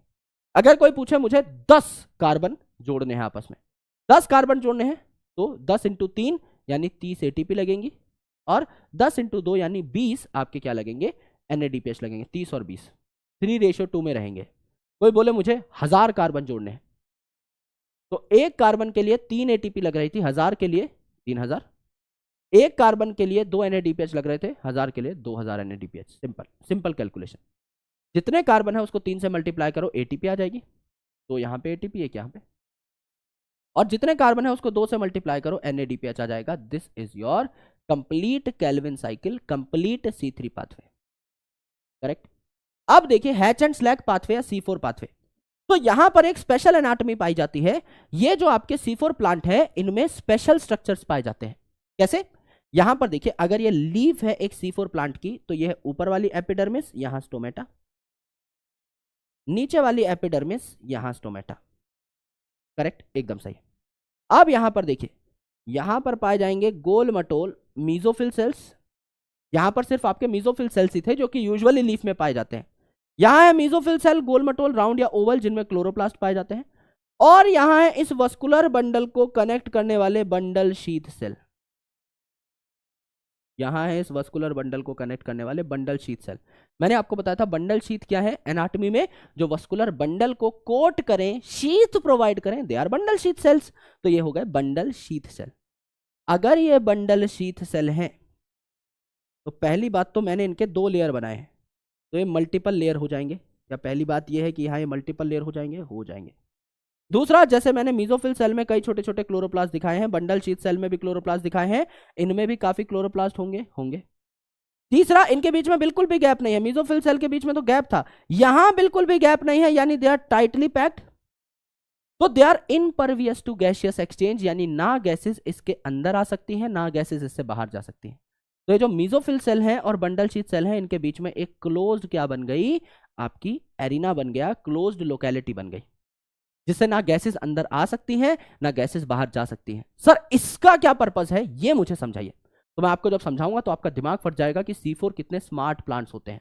आराम से देखिए, ये आपकी C4 पाथवे है, इसका एक स्ट्रक्चर है, इसका एक डायग्राम है। ऊपर मैंने बना रखा है मीजोफिल सेल, समझ लीजिए ये एक मीजोफिल सेल है, और इस मीजोफिल सेल के पास वाला बंडल शीथ सेल जो इससे कनेक्टेड है, ये मैंने बना रखा है। तो this is mesophyll cell, this is bundle sheath cell. अब जो प्लांट सेल होते हैं आपस में इनका साइटोप्लाज्म कनेक्ट हो सकता है with the help of plasmodesmata.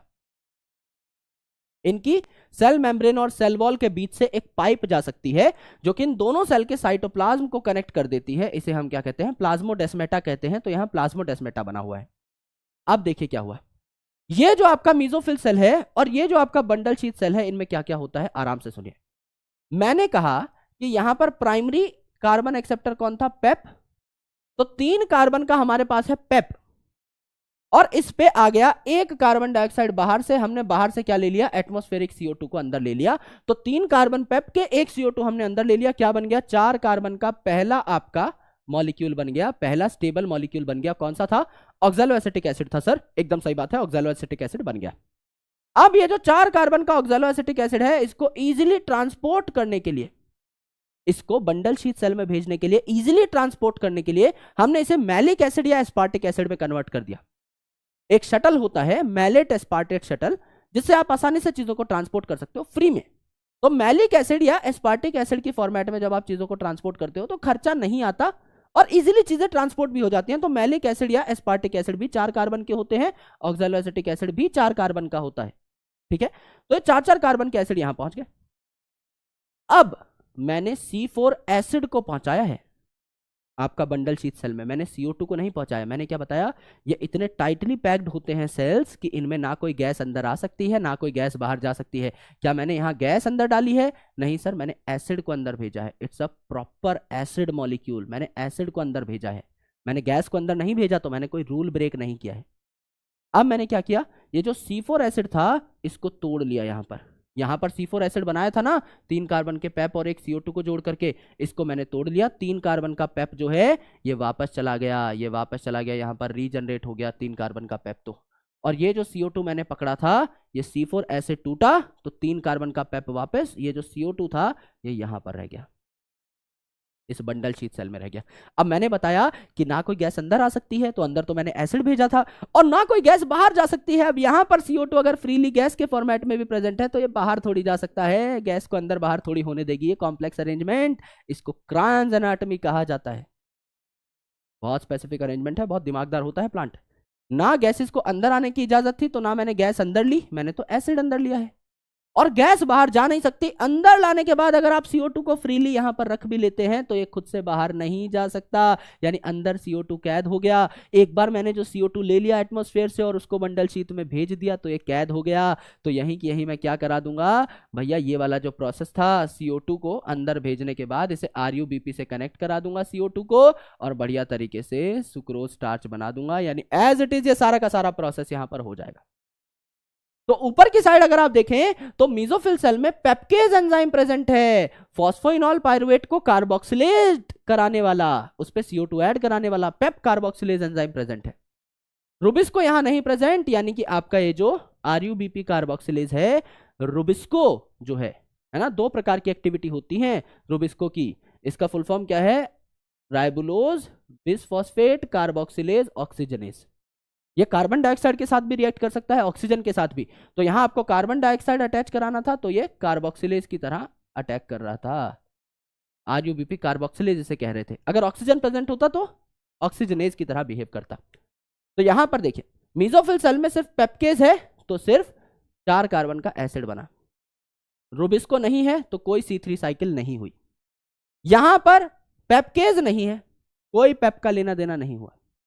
Rubisco present है, रुबिस्को एंजाइम प्रेजेंट है, राइबुलोज बिसफॉस्फेट क्या करेगा यहां पर C3 पाथवे में कन्वर्ट हो जाएगा। तो C3 में जितने ATP लग रहे थे, 2 ATP स्टेप पे, 1 ATP स्टेप पे, 2 NADPH स्टेप पे, ये सारे लगेंगे ही लगेंगे। लेकिन इसके अलावा यहां पर ये जो पेप है इसको रीजनरेट करने के लिए 2 ATP और लगते हैं। तो कोई आपसे पूछ ले अगर मैं 1 कार्बन फिक्स करता हूं वाया C3 साइकिल तो कितनी ATP लगी? 1 कार्बन के लिए 2 और 1 3 ATP लगी। और NADPH कितने लगे? 2 NADPH लगे। 3 ATP 2 NADPH। यहां अगर मैं बोलूं तो C3 तो हो ही रहा है एज इट इज, ये 3 ATP और 2 NADPH तो लगेंगे ही लगेंगे।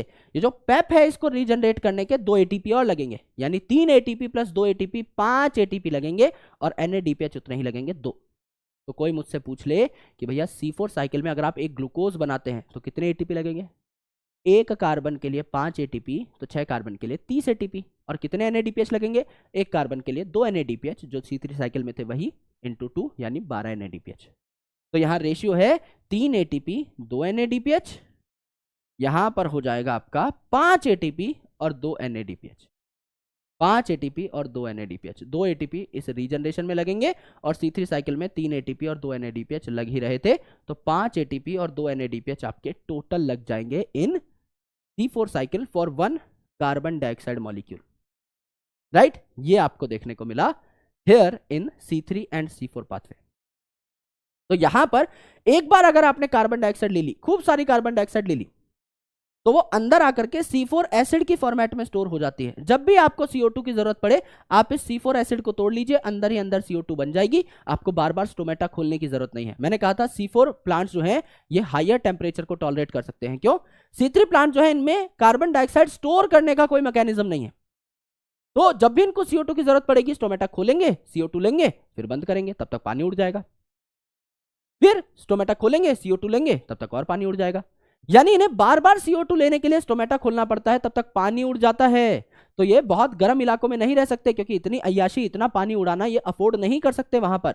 लेकिन ये जो C4 प्लांट है इसने एक ही बार स्टोमेटा खोले, कई देर के लिए थोड़ा बहुत पानी उड़ा, कई सारा CO2 अंदर लेकर के स्टोर कर लिया, इसके पास एक खुद का बैंक है, C4 एसिड के फॉर्मेट में स्टोर कर लिया, बात यहीं पे खत्म हो जाती है। तो यहां पर हमने एक एंजाइम के बारे में पढ़ा, रुबिस्को, है ना, राइबुलोज बिसफॉस्फेट कार्बोक्सिलेज ऑक्सीजनेज। तो ये दुनिया का सबसे अबंडेंट एंजाइम है, दुनिया का सबसे ज्यादा पाया जाने वाला एंजाइम है, क्योंकि प्लांट में पाया जाता है, प्लांट का बायोमास बहुत होता है। और दूसरा, ये कार्बन डाइऑक्साइड और ऑक्सीजन दोनों से दोस्ती रखता है, ऐसे रेयर एंजाइम है ये, तो इसीलिए सबसे अबंडेंट है। तो it is competitive in nature, इस रुबिस्को की बाइंडिंग कंपेटिटिव है। लेट्स से 1200 मॉलिक्यूल हैं कार्बन डाइऑक्साइड के और 1000 हैं O2 के, तो किससे बाइंड करेगा? कार्बन डाइऑक्साइड से। 1200 मॉलिक्यूल हैं ऑक्सीजन के और 1000 हैं कार्बन डाइऑक्साइड के, तो किससे बाइंड करेगा? ऑक्सीजन से। लेकिन अगर 1000 मॉलिक्यूल हैं ऑक्सीजन के, 1000 कार्बन डाइऑक्साइड के, तो एक कार्बन को थोड़ा सा फेवर करता हुआ दिखाई देता है। लेट्स से आपको एक काम करना है, समझ लीजिए आपके पास 2 समोसे हैं, सिंपल एग्जांपल रखते हैं, काम वाम बहुत दूर की बात है। आपके पास 2 समोसे हैं, है ना, आपके सामने 2 लोग खड़े हैं, एक समोसा तो आप खाओगे, दूसरा समोसा आपको उन 2 में से सिर्फ एक को ही देना है। एक को आप जानते हो, एक को आप नहीं जानते, दोनों में बराबर टैलेंट है, दोनों ही खतरनाक लोग हैं, बढ़िया लोग हैं, अच्छे लोग हैं, लेकिन एक को आप जानते हो, एक को आप नहीं जानते। यहां पे फेवर आप किसको करोगे? जिसको आप जानते हो, आपको उससे अच्छे रिलेशन रखने हैं। वो आप पूछ लो कि ले भाई समोसा खाएगा? मेरे पास 2 समोसे हैं, एक ही खा रहा हूं, आप भी खा लो। तो यहां पे जब CO2 और ऑक्सीजन बराबर हैं, तो CO2 जो है वो रुबिस्को की मौसी का लड़का है, तो उसके साथ इसका फेवरिज्म थोड़ा सा ज्यादा है। लेकिन अगर ऑक्सीजन ज्यादा बेहतरीन है, ज्यादा अमाउंट में है, तो ये ऑक्सीजन के साथ ही बाइंड करेगा। यानी सामने वही 2 लोग खड़े हैं, आपके पास समोसा है, आपको उसको ऑफर करना है जो ज्यादा टैलेंटेड है, एक बहुत कम टैलेंटेड है, एक बहुत ज्यादा टैलेंटेड है, तो ज्यादा टैलेंटेड वाले को ही दोगे। अगर दोनों बराबर टैलेंटेड है तो आप उसको दोगे जिसके साथ आपका लेना देना है, जिसको आप जानते हो। तो उस टाइम पर जब CO2 और O2 इक्वल है, उस टाइम पर ये किसके साथ बाइंड करेगा? CO2 के साथ बाइंड करना प्रेफर करेगा। ठीक है, तो एक प्रोसेस है जिसको हम फोटो रेस्पिरेशन कहते हैं या C2 पाथवे कहते हैं। फोटो रेस्पिरेशन, रेस्पिरेशन क्या था? रेस्पिरेशन मतलब अब आप ऑक्सीजन को यूज कर रहे हैं, जैसे ग्लूकोज को हम ऑक्सीजन की प्रेजेंस में तोड़ रहे थे, दैट वाज आल्सो रेस्पिरेशन। तो यहां पर फोटो रेस्पिरेशन, लाइट की एनर्जी को यूज करके आप क्या कर रहे हैं? रेस्पायर कर रहे हैं, यानी ऑक्सीजन का इस्तेमाल कर रहे हैं। इसे C2 पाथवे कहते हैं, क्योंकि C3 पाथवे भी नाम ले लिया गया है, C4 पाथवे भी नाम ले लिया गया है। यहां 2 कार्बन की एक चीज बनती है, इसे C2 पाथवे कहा गया। तो जब ऑक्सीजन ज्यादा रहता है तो रेस्पिरेशन स्टार्ट हो जाती है। तो CO2 और O2 में से अगर ऑक्सीजन ज्यादा है तो रुबिस्को अब ऑक्सीजनेज एक्टिविटी दिखाएगा।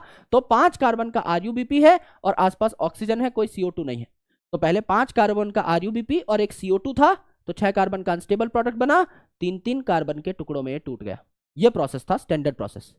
लेकिन अब 5 कार्बन का RuBP है और CO2 नहीं है, इसके आसपास O2 है, कोई कार्बन नहीं है, तो 5 ही कार्बन है, तो ये 2 टुकड़ों में टूट जाएंगे, एक 3 कार्बन का टुकड़ा, एक 2 कार्बन का टुकड़ा। ये जो 2 कार्बन का टुकड़ा है इसे फॉस्फोग्लाइकोलेट कहते हैं, इसीलिए C2 पाथवे कहा, C2 पाथवे कहा, फॉस्फोग्लाइकोलेट। C3 पाथवे में पहला स्टेबल प्रोडक्ट 3 कार्बन का था, है ना। C4 पाथवे में पहला स्टेबल प्रोडक्ट 4 कार्बन का था, यहां पर 2 कार्बन का प्रोडक्ट बन रहा है, फॉस्फोग्लाइकोलेट। ये एक लॉस प्रोसेस है फोटो रेस्पिरेशन, क्योंकि ना इसमें कोई ATP बनती है, ना कोई NADPH बनता है। CO2 आपको फिक्स करना है प्लांट में, है ना, पर यहां पे CO2 फिक्स नहीं होता, उल्टा आप रिलीज करवा देते हो CO2 को, तो ये तो सारे ही उल्टे काम कर रहा है, तो it is a loss process. तो कहा जाता है जिन प्लांट में C2 पाथवे होती है वो कम प्रोडक्टिव होते हैं। तो C3 प्लांट जो होते हैं वो कम प्रोडक्टिव माने जाते हैं, उनमें फोटो रेस्पिरेशन भी होती है। C4 प्लांट ज्यादा बेहतरीन माने जाते हैं, उनमें लॉस नहीं होता, उनमें फोटो रेस्पिरेशन नहीं होता। फोटो रेस्पिरेशन में कौन कौन सी ऑर्गेनेल्स पार्टिसिपेट करती हैं? सबसे पहले हम चैप्टर पढ़ रहे हैं, कौन सा? हम सबसे पहले जो चैप्टर पढ़ रहे हैं इसका नाम देखो, फोटोसिंथेसिस, जो कहां होती है? क्लोरोप्लास्ट में। तो सबसे पहले पार्टिसिपेट करेगा क्लोरोप्लास्ट, फिर पेरोक्सिसोम एंड माइटोकॉन्ड्रिया। PCM याद करो, तो C तो हमने सबसे पहले ले लिया चैप्टर के नाम के हिसाब से, फिर बचा PM यानी कि पेरोक्सिसोम एंड माइटोकॉन्ड्रिया। 3 ऑर्गेनेल यहां पर काम करती हैं। अब factor affecting the rate of photosynthesis, rate किसे कहते हैं? रेट मतलब कितने टाइम में कितनी फोटोसिंथेसिस हो रही है। रेट मतलब anything upon time is rate, है ना। आप चल रहे हो, सिंपल चल रहे हो, कोई रेट नहीं है। आप 1 घंटे में कितना चले, दैट बिकम्स रेट। यानी अब स्पीड पे बात आ गई है कि आप कितनी जल्दी कोई चीज कर पा रहे हैं, दैट इज रेट। तो फैक्टर जो है ये इंटरनल फैक्टर भी हो सकते हैं, प्लांट के अंदर के फैक्टर, और एक्सटर्नल फैक्टर भी हो सकते हैं। यूजुअली आपको एक्सटर्नल फैक्टर पे बात करनी होती है, पर इंटरनल भी हम देख लेते हैं। तो इंटरनल में होते हैं आपके जेनेटिक प्रीडिस्पोजिशन और ग्रोथ पोटेंशियल। भाई एक प्लांट है जिसका जेनेटिक कंडीशन ही ऐसा है कि इसमें घने घने पत्ते होंगे तो ज्यादा फोटोसिंथेसिस करेगा, और जेनेटिक ही ऐसा है कि भाई कम कम पत्ते होंगे तो इसकी ईल्ड वैसे ही कम होगी, राइट। तो ग्रोथ पोटेंशियल इस वाले प्लांट का ज्यादा है, ज्यादा फोटोसिंथेसिस करेगा, इस वाले प्लांट में पत्ते ही कम है तो कम फोटोसिंथेसिस करेगा। दूसरी इंपॉर्टेंट चीज, इंटरनल CO2 कंसंट्रेशन। पेड़ जो है उसकी पत्तियां जो है उसके अंदर कितना CO2 है। तो C3 प्लांट में तो जब भी CO2 लेना होता है तो आपको स्टोमेटा खोलने पड़ेंगे। C4 प्लांट में आप CO2 को स्टोर कर सकते हो, आप C4 एसिड बना रहे थे।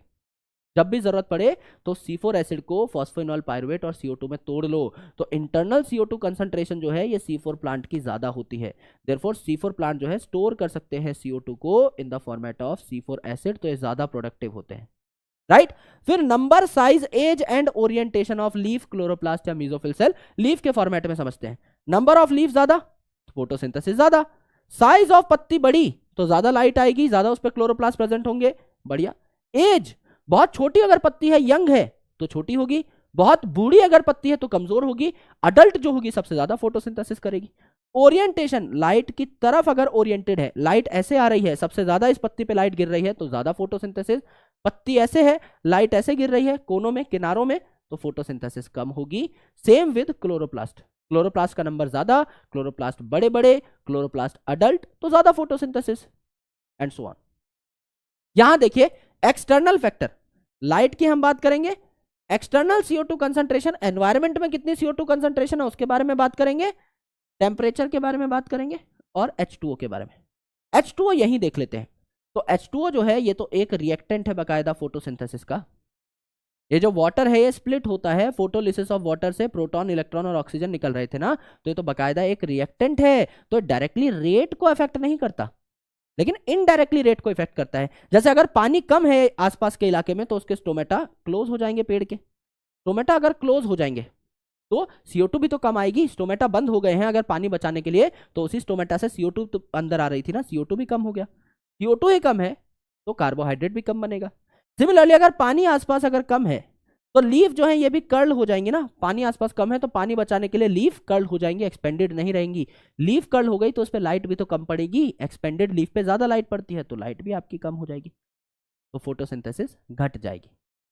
यहां पर अगर आप देखें तो टेम्परेचर है, टेम्परेचर का डायरेक्ट रोल होता है एंजाइमेटिक रिएक्शन में, क्योंकि enzymatic reactions depend upon temperature. तो अगर टेम्परेचर अफेक्ट हो रहा है ना, तो एंजाइम्स पे डायरेक्टली इफेक्ट पड़ेगा, तो लाइट रिएक्शन में उतने एंजाइम्स पार्टिसिपेट नहीं करते, dark reaction is purely enzymatic reaction, तो डार्क रिएक्शन ज्यादा यहां पर क्या होंगे, ऑल्टर होंगे, राइट। तो ऑप्टिमम टेम्परेचर C4 प्लांट्स का ज्यादा है as compare to C3 plant, क्योंकि मैंने आपको बताया C4 प्लांट जो है बार बार अपना स्टोमेटा नहीं खोलते, एक ही बार कार्बन डाइऑक्साइड को अंदर ला करके स्टोर कर लेते हैं एसिड की फॉर्मेट में, C4 एसिड की फॉर्मेट में, तो ये ज्यादा पानी नहीं उड़ाते, ये हायर टेम्परेचर पे भी सर्वाइव कर सकते हैं, इसीलिए इनका ऑप्टिमम टेम्परेचर ज्यादा होता है।